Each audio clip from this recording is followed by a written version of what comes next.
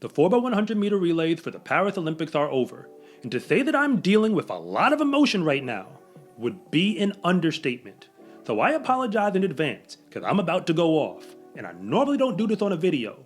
But hey, there's always a first. But before I talk about the American men's relay and how everything went as epically bad as it possibly could have, I first have to give a few shout-outs, because some teams actually got to stick around competently. The American women got the job done and came home with the gold medal, which is exactly what they were supposed to do. But if you were watching the race, then you are aware that Sha'Carri Richardson's anchor leg is the real reason why. They were not in first place through the first, second, and third baton exchanges. And allow me to remind you who were running on those legs. The Olympic bronze medalist in the 100 meter dash. The 5th place women from this year's Olympics in the final for the 100. And then the Olympic gold medalist in the 200. And they handed off the stick behind Germany. Germany doesn't have a woman in the 100 or the 200 meter final. I didn't check the numbers, but I'm pretty sure they didn't even have an athlete who was a threat to make the final. What I'm trying to say is that the American women got gold because they out-talented the rest of the world, which is important because hey, we do run the races. But they can go even faster, and I'm looking forward to seeing these ladies perhaps do it in the next World Championship. And as far as the shoutouts for the men go, Great Britain and South Africa got up for the bronze and silver medals. That is a big accomplishment. But Canada is who I'm talking about, because I knew that they had a chance to win this Olympic gold medal as far back as 2022. And I've got the receipts to prove it, because they were my underdog pick. And I have to give great respect to their third leg Brendan Rodney, because I raced against him in college, and I didn't know back then just how talented he was. All I knew is that I was losing whenever we lined up. But thanks to him, and especially thanks to Andre DeGrasse and that anchor leg, I can now say that I competed against an Olympic gold medalist. But from this moment on, I am going to address the source of my frustration, because I watched the men's 4x1 relay, and the moment that I saw the lineup, I was already concerned, because I've heard a whole lot of talk about how the American men have practiced to win the relay at this current Olympics. We went to the World Relays and won the gold medal, even though nobody really cares about that, at least not casual track fans. In the preliminary rounds, we had a bad handoff for our first to second pass. But we got to stick around and ran faster than anybody else in the world clearly is able to run. And I know that Noah Lyles was missing from the team, but that had nothing to do with why we lost, because we switched up the order and put individuals who had never passed together in a competition, at least not to my knowledge, in this Olympic final. To clarify, Canada won the gold medal for this Olympics, but in the last one, they ran the exact same 4 men in the exact same order that they did for this one. If you've actually been paying attention, 3 of their 4 legs have been running on that relay since the year 2015. I'm not making this up. They've literally only swapped out 1 leg on that relay between then and now, and they actually switched that same leg twice. But what matters is they did not have 1 man in the Olympic final for the 100 or the 200 in this present Olympics, and it didn't matter because they're still the gold medalists in the 4x1. The American men have been ruining the 4x1 ever since I first started watching track and field. The last time we have a standing medal in the Olympics is still 2004, and that medal wasn't a gold one, which is a problem in and of itself, because we still had all the world's fastest men during that Olympics. And if you don't believe me, what do you think having the Olympic gold medalist in the 100 and the 200, and they're not the same men, on your relay actually means? So I'm going to walk you through why this loss hits really hard, how a team that was clearly the favorite to win the men's 4x1, and proved why they were the favorite in the prelim, even while they were underachieving, still messed it up. Because it's not just about this team, because Team USA swaps out runners clearly all of the time. It's the fact that the relay itself has been messed up for a long time, and it's time that we talk about it. So if we really want to fix it, it's time that we understand what's wrong with it, and then actually change it. Because I can't be the only one who's tired of watching us lose like this. In order to break this down, I am going to hit it from a few different angles. But first I'm going to start with what Noah Lyles said, because he pointed out himself that as long as he's running on an anchor leg, Team USA has not lost in a 4x1. And I guess that's technically true, but he's only done it twice. He did it in 2019 and again in 2023.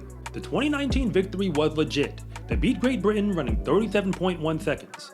Of course they could have ran faster, with Christian Coleman running on the leadoff, Justin Gatlin on the second leg, as well as Noah Lyles himself on the anchor.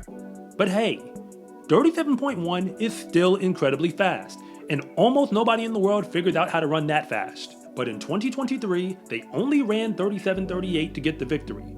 And I was watching that race. That final baton pass to Noah Lyles was not ideal.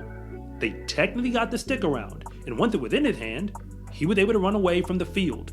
So yeah, that's a gold medal. But we can't take that one too seriously, because it's not a recipe for the future. But if you're new here, I want to say thank you for even making it this far into the video. And I'm Coach Rob, the founder of SCArecruiting.com, where I rank the best track and field recruits across the entire nation. And if anything that I say actually connects with you, it is always greatly appreciated if you would please like and subscribe. But if I don't, just let me know in the comment section, because I try to read them all. The reason why the American men lost in 2024 is because the baton passes were awful. The only reason they struggle with the baton pass that much is because they don't compete enough together as a team. Remember, Canada is running the same relay they've been using since 2015. It's been almost a decade. Those guys know to hand off the stick to each other. I was actually there to watch Team USA run a relay at the Olympic development meet for the Tom Jones Memorial this season. And they got disqualified, running against essentially nobody. That same group of men did get their act together for the World Relays this year. And had they given us that performance in the Olympics, we would have been fine. But from that World Relay final to the Olympic preliminary rounds to the Olympic final round, we changed the order, as well as who was on that team, every single time. The logical thing to do if you're going to put somebody new into the relay for the final is at the very least leave everybody else in the same spots they were on, and then just insert the new man. But that's not what we chose to do. We moved Fred Curley from second to fourth. And then we had to mix other stuff around to make it happen. During the last Olympics, we simply ran very slow during the prelims, with 4 men who could all break the 10-second barrier, and nobody else in that heat had that on their roster, but we still lost. But if you consider that we beat ourselves and lost by disqualification this year, you have to know how many times that has been the narrative. America last won Olympic gold in the 4x1 back in 2000. So from 2001 till now, there have been 18 world level relays contested. Out of 18 competitions, America has now been disqualified 9 times. That's literally 50%. So if you consider that half the time we beat ourselves, because this is not basketball where teams can play defense on you, we are not even giving ourselves a chance with the system that we have in place. I don't feel like going through every single year because that's just going to make me even more upset. But let's talk about that system that puts us in this position. We wait till the Olympic trials, or for that matter the American Championship, see who qualifies out in the 100 and the 200, and put them in a relay pool. And then we decide which of those athletes are going to run the prelims and the finals. That is not a relay team. It's a collection of individuals who are wearing the same uniform, and they even have a baton to pass around. But it's really not a team, and you can't expect them to max out their capabilities under those circumstances. Everybody knows that the Americans have more speed than all the other nations to choose from. But the reason why they're not scared of us is because they're not concerned whether we're actually going to run our best. It takes multiple races for even an individual athlete to peak their way into top performance. It's exactly the same way with the relay. The different legs have to get used to working with each other and competing and even messing things up on the way to getting better. That's what the World Relays taught us, because trust me, that team didn't look good when they were running at the Tom Jones, but by the time they got to the World Relay final, they had it down. Don't get me wrong, we did have our moments between 2001 and now. We actually won 3 gold medals out of the 18 chances we had to pull it off. We did it first in 2007, in what I like to call the pre-Usain Bolt era, because he wasn't doing what he started doing by the time he got to 2008. But we didn't win again till over a decade later in 2019. And then we did it again in 2023. 9 disqualifications plus 3 gold medals is 12. So that leaves 6 more races where we actually got to stick around but simply didn't do it fast enough. And you already know that in the Tokyo Olympics, our team was just flat out slow, which is why they didn't make the final. But that is actually the real problem for the way we're doing the relay. It's incredibly hard to max out the talent that we actually have. So we're almost always running the race at a handicap. If you have got 4 men who can break 10 flat in the 100, they should never run slower than 38 seconds. A competent race for that group would be about 37.5. That allows you to not just get through the zones, but have a decent baton pass while you're there. Good handoffs in theory would get you closer to 37 flat. And great handoffs is when you're now talking world record territory. 2004 was the last Olympics where we got a relay medal. That medal was silver for a team that didn't break 38 seconds. So yeah, they were not running fast. At least not for 4 men who can break 10 flat. Without even watching the film, you can assume those handoffs were the opposite of good. And in 2013, they got the silver medal behind Jamaica. But Jamaica only ran 37.36, which is not as fast as you would think when you got Usain Bolt on an anchor leg. America ran slower than 37.5. So now we can assume those baton passes were still below average. And in 2017, they lost again to Great Britain with a slower than 37.5 performance. So we already know the quality of those baton passes. And as far as I'm concerned, the year 2022 is the proof for all of this, because Canada barely broke 37.5. They ran 37.48. And America goes 37.55. That is the year where America swept the 100 and the 200 with 6 different men. And yes, Noah Lyles was on that team. He just wasn't on the anchor leg. I have all the respect for the rest of the world and how seriously they take the relay, because I know that beating the Americans is one of their primary goals. And they actually hope to do it with us getting around the track, because it means more. But I'm not convinced that the American relay team shares all of that same respect, because if they did, they would put their best foot forward. USA basketball dominated the world for a while, and I don't think there's a great argument on whether we still have most of the world's best players.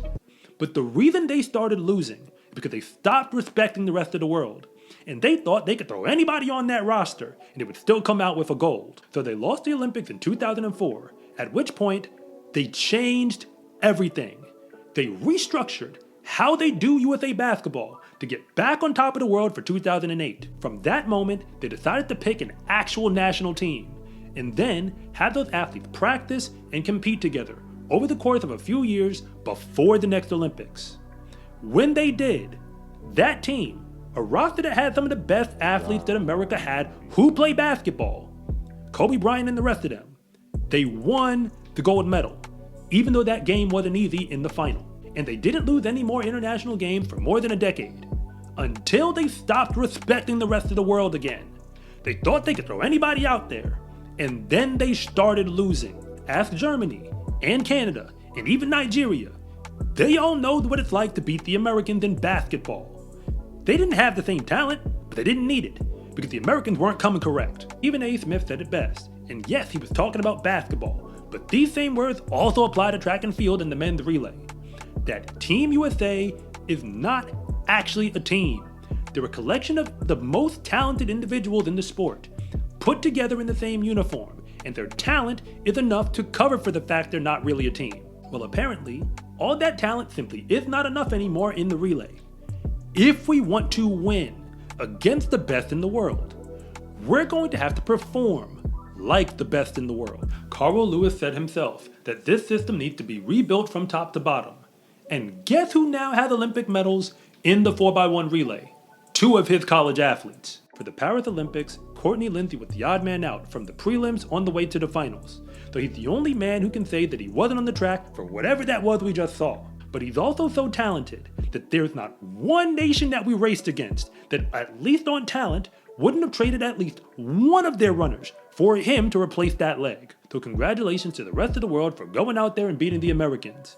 I just wish that we would finally stop beating ourselves. SCA Track and Field gear is here. Fast is a lifestyle, and what you wear should reflect that. Order yours at scarecruiting.com/shop or use the link in the description below. It's a huge support to me and this channel so I can continue to make you more content like this. And remember, it is always greatly appreciated if you would please like and subscribe.